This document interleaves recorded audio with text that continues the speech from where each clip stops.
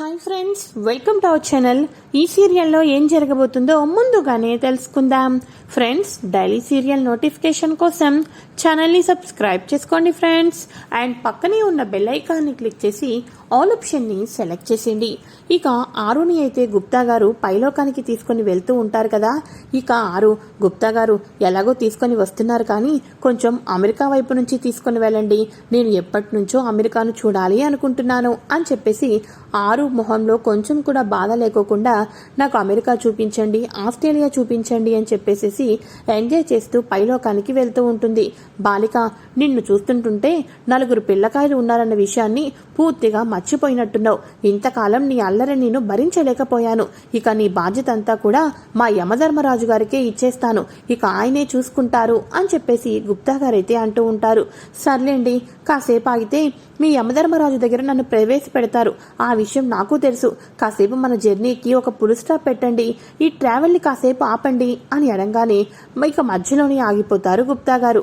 ఏమిటి బాలిక అని అంటూ ఉంటే, ఒక చిన్న కోరికండి అని అంటూ ఉంటే, భూలోకానికి వెళ్తానని మాత్రం అడగొద్దు అని గుప్తా గారు అనగానే, అబ్బా అక్కడ నా స్థానంలో నా మిస్సమ్మ ఉంది కదా, అంతా బాగానే చూసుకుంటుంది.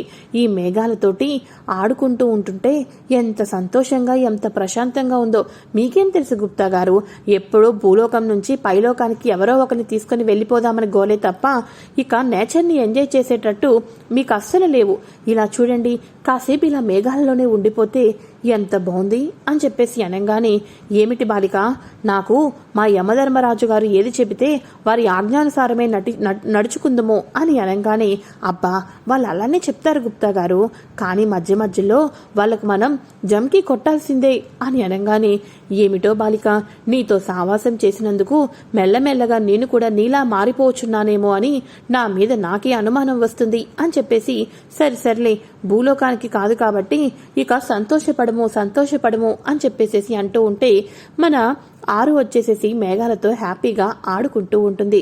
అయితే ఇక ఇదిలా ఉండగా మధ్యాహ్నం భోజనం తీసుకుని వెళ్ళలేదు, రాత్రికి కూడా క్యారేజ్ తీసుకుని వచ్చేమని రాతోడు అడుగుతూ ఉంటాడు కదా అమర్ని. ఆ ఇంట్లోకి వెళ్ళాలంటేనే భయంగా ఉందని చెప్పేసి అమర్ అంటూ ఉంటాడు. మన బాగి వచ్చేసి ఫోన్ చేస్తుంది. ఆ మాటలన్నీ మన అమర్ అయితే వినేస్తాడు. ఇక మన బాగి, అబ్బా మళ్ళీ ఆయన దగ్గర నేను అడ్డంగా దొరికిపోయానే అని చెప్పేసి అనుకుంటూ ఉంటుంది.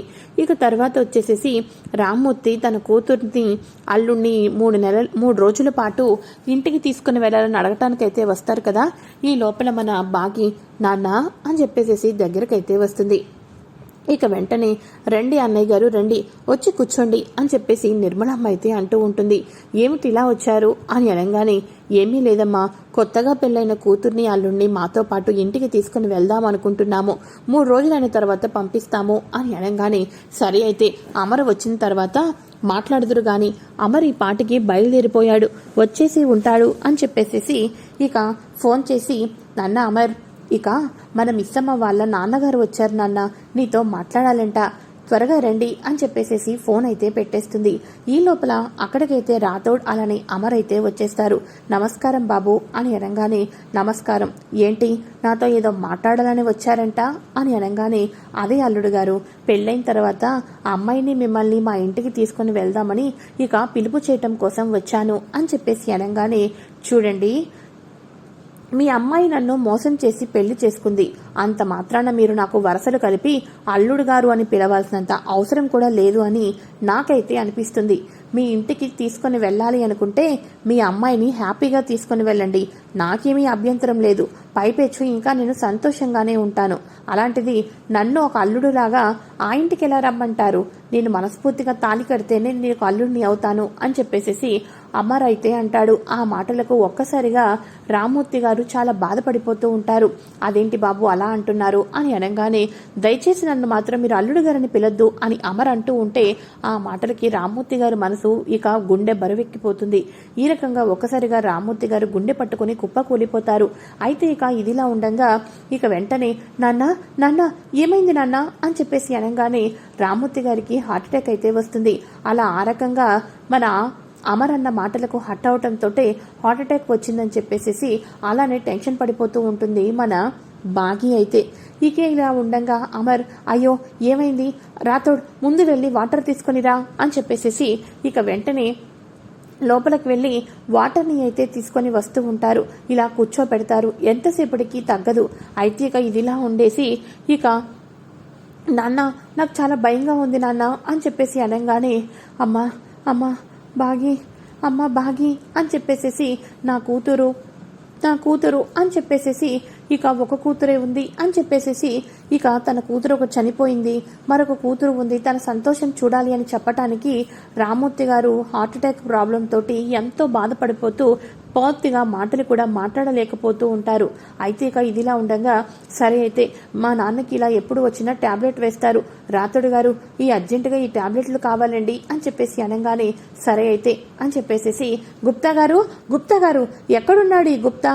అయినా సరే ఒక్క పని చేయడు, వచ్చినప్పుడు మాత్రం పిలిస్తే చాలు చిటికిలో వచ్చేసి మీ ముందు వాలిపోతాను అని మాట ఇచ్చి ఎక్కడికి వెళ్ళిపోయాడు అని చెప్పేసేసి గుప్తా గారు అని రాతోడైతే పిలుస్తూ ఉంటాడు. అయితే ఇక ఇదిలా ఉండగా ఇక వెంటనే మన ఆరు గుప్తా గారు ఏంటి మీ చెవులు పనిచేయటం లేదా?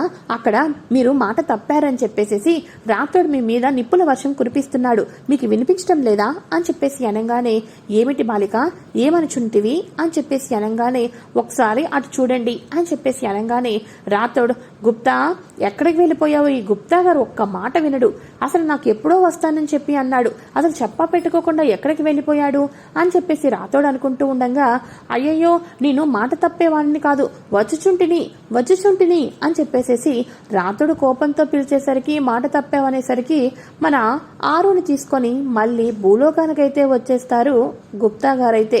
ఇక మన ఆరు అయితే గుప్తా గారు మళ్ళీ భూలోకానికి తీసుకొని వచ్చేసారని అనుకుంటూ ఉంటుంది. ఈ లోపల వాళ్ళ రామ్మూర్తి నాన్నగారికి హార్ట్ అటాక్ రావటంతో ఇక మన రాతోడే వెళ్ళి ట్యాబ్లెట్ తీసుకొని వస్తారు.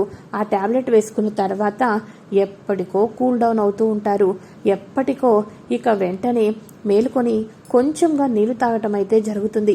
నాన్న ఇప్పుడు మీకు పర్వాలేదు కదా అని అనగానే పర్వాలేదమ్మా పర్వాలేదు అని చెప్పేసేసి అంటూ ఉంటే ఇక వెంటనే నిర్మలమ్మ అంటూ ఉంటుంది, ఆయన పెద్ద ఆయన చూస్తే ఆయన ఆరోగ్యం అంతంత మాత్రానే ఉందిరా అమర్, తనకంటూ ఎవరు ఉన్నారు? ఒక్కగానొక్క కూతురు, ఆ కూతురు సంతోషం చూడాలి అనుకుంటున్నారు. ఆయనకి బతికి ఉండంగా సంతోషంగా చూడాలి, కానీ ఆయన మన కారణంగా బాధపడకూడదు. అయినా ఇవన్నీ నీకు చెప్పవలసినంత కాదు, అన్నీ నువ్వే తెలుసుకుంటావు కదా నాన్న అని చెప్పేసి నిర్మలమ్మ అయితే అంటూ ఉంటుంది.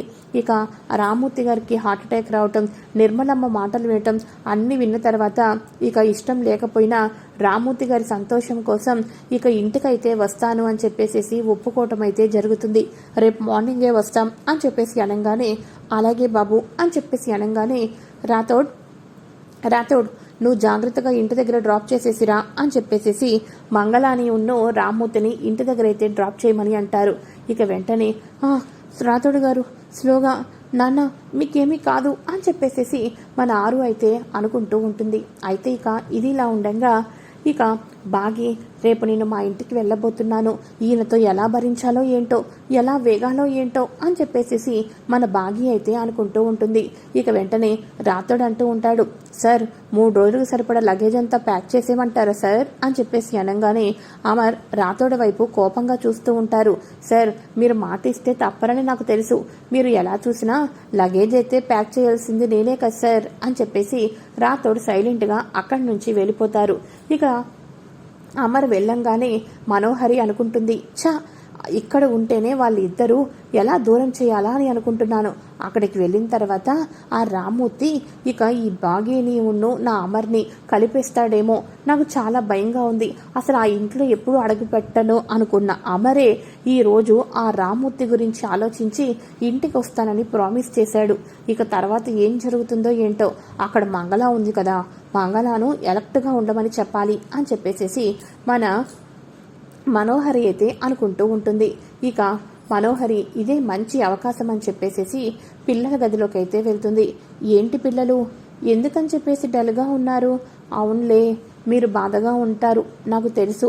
మీ బాధ నుంచి కొంచెం తొలగిద్దామని మీతో కాసేపు ఆడుకుందామని వచ్చాను, కానీ మీ మూడ్ చూస్తుంటుంటే అప్సెట్ అయినట్టే అనిపిస్తుంది.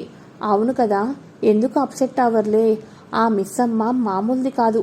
తను ఏకంగా మీ నాన్నను వాళ్ళ ఇంటికే తీసుకొని వెళ్ళిపోతుంది. కొంచెం కూడా పిల్లల గురించి ఆలోచించలేదు. చూశారా, మీ గురించి అస్సలు మిస్సమ్మ పట్టించుకోలేదు. తన అమర్ని మాత్రం 3 రోజుల పాటు ఆ చిన్న ఇంటికి తీసుకొని వెళ్తుంది. ఆ తర్వాత మెల్లమెల్లగా మిమ్మల్ని దూరం చేసి మీ డాడీని తన సొంతం చేసుకోవటం కోసం తన మీ మమ్మీ స్థానంలోకి వచ్చింది కదా, ఈ రకంగా చెయ్యాలి అనుకుంటుంది. కానీ ముందు మాత్రం పిల్లల మీద ప్రేమ ఉన్నట్టు నటించింది అని చెప్పేసి మనోహరి అయితే పిల్లలతో అంటూ ఉంటుంది. లేదు, మా డాడ్ ఆ ఇంటికి వెళ్ళటానికి వీల్లేదు అని అంజు పాప అయితే అంటుంది. సరే అంజు పాప, నీ ఇష్టం. మీ డాడీకి ఎలా చెప్తావో చెప్పు. నేను చెప్తే మళ్ళీ మిస్సమ్మ మీద కోపంతో మాట్లాడుతున్నానని అనుకుంటారు. ఇక మీ ఇష్టం.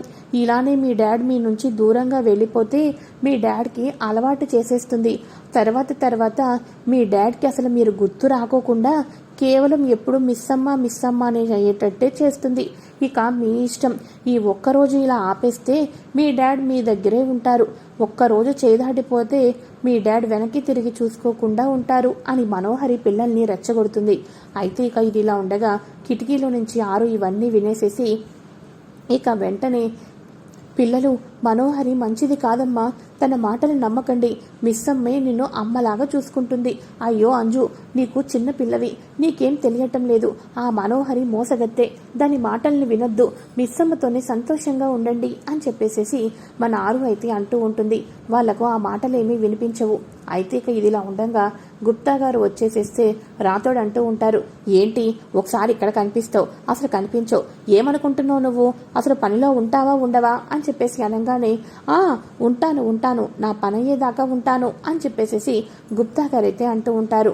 బాలిక అని అనగానే గుప్తా గారు, వెళ్ళిపోదామా, పదండి, మీరే ఇక్కడికి వచ్చేశారు, పదండి వెళ్దామా అని అనగానే, బాలిక, ఎప్పుడు పడితే అప్పుడు వెళ్ళటానికి అదేమైనా మీ అత్తారిల్లు అనుకున్నావా, నీ పుట్టిల్లు అనుకున్నావా, పైలోకం అని చెప్పేసి అనగానే, అయితే ఇప్పుడు ఏం చేయమంటారు గుప్తా గారు, మళ్ళీ మనం ఈ భూలోకంలోనే ఉండిపోతామా, మళ్ళీ మీకు సిగ్నల్స్ వచ్చి యమధర్మరాజు ఏమైనా ఫోన్ చేస్తారా అని అనగానే, బాలిక, దానికి కొన్ని లెక్కలు ఉంటివి, అవి నాకు మాత్రమే తెలుసు.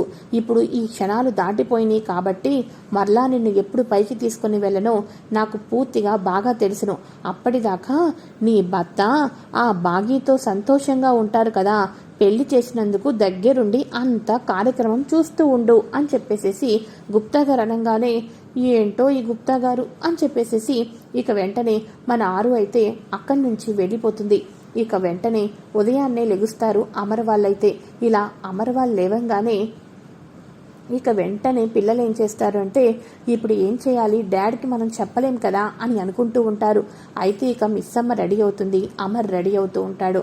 అప్పుడు భాగ్య అంటూ ఉంటుంది, ఆంటీ, నా మాట ఒక్క మాట వింటారా, ఇప్పుడు మా నాన్న మా ఇద్దరిని పిలిచారు, అలా అని ఇక్కడ పిల్లల్ని వదిలేం కదా, మాతో పాటు పిల్లల్ని కూడా సరదాగా పంపించండి, ఇప్పుడు సమ్మర్ హాలిడేసే కదా అని చెప్పేసి అనగానే, పిల్లలకు కూడా కొంచెం చేంజ్ అవుతూ ఉంటుంది అని చెప్పేసి అనగానే ఒక్కసారిగా అంజు పాప, ఓయ్ వెళ్దాం అని అనగానే, ఏంటి మనం ఆ మిస్సమ్మ వాళ్ళ ఇంటికా, ఏమనుకుంటున్నావు అంజు నువ్వు అని అనగానే, మనోహరి ఆంటీ ఏం చెప్పింది, డాడ్కి మన నుంచి దూరం చేసిద్ది అని అనింది.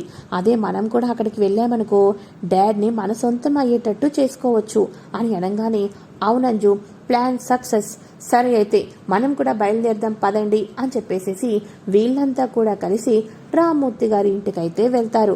మరి రామ్మూర్తి గారి ఇంటికి వెళ్ళిన తర్వాత ఏం జరగబోతుంది, మన అరుంధతి సొంత చెల్లెలు మన బాగి అని రామ్మూర్తి గారి ఇంట్లో అడుగుపెట్టిన తర్వాత పూర్తి సాక్ష్యాలతో ఆరు చెల్లెలు బాగి అని అమర్ తెలుసుకుంటాడా, లేకపోతే పిల్లలు తెలుసుకుంటారా, కథలో ఏం ట్విస్టులు జరగబోతున్నాయి, రామ్మూర్తి గారి ఇంటికి వెళ్ళిన తర్వాత వాళ్లకు ఎటువంటి కొన్ని సిచ్యువేషన్స్ కంట పడబోతున్నాయి, వాళ్ళు ఏం చూసి ఆశ్చర్యపోతున్నారు, ఇటువంటి లేటెస్ట్ ఇన్ఫర్మేషన్ అంతా తెలుసుకోవాలి అనుకుంటే ఛానల్ని సబ్స్క్రైబ్ చేసుకోండి ఫ్రెండ్స్.